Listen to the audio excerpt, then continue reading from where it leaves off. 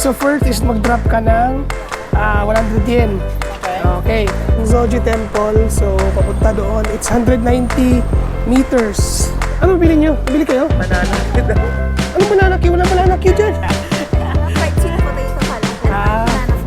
Fried sweet potato. Ano kamote yan? Kamote queue yan. Ay, blue na blue yung tubig ko yun. Sa atin. Oh, tama na. Woo! Tap natin pass mo. Yun. Spicy yung sebe.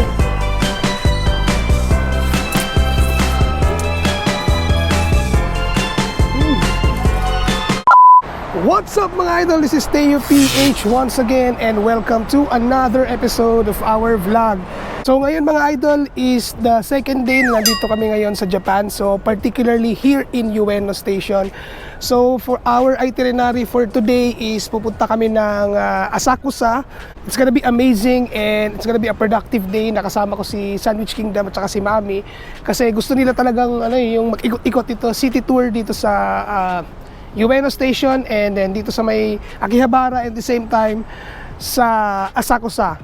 So ngayon mga idol, time check, the time now is 7:05 in the morning. So medyo tinanghali na kami ng gising kasi medyo, alam nyo na, sinulit namin yung aming araw kagabi kaya naglalakad-lakad kami. So today guys, samahan nyo kami and magkita-kita tayo doon.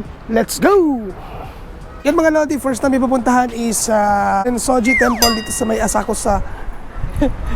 And then from dito sa Ueno Station is 13 minutes by train. So medyo malapit lang siya and then 38 minutes by walk. So medyo malayo-layo din yung 30 minutes. Siguro mga 2 kilometers yun. So kaya sasakay tayo ng train through Ginza Line.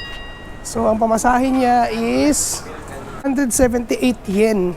So for 14 minutes. So yan, kita-kita tayo doon. Let's go.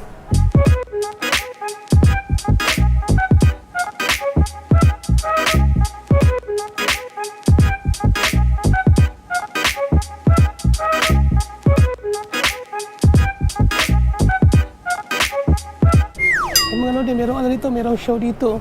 Erotic strip. Saan? Ayan oh. Ayan. Most erotic strip house.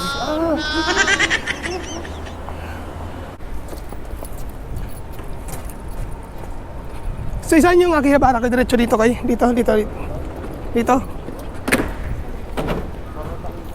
Pasok ko na 7-Eleven.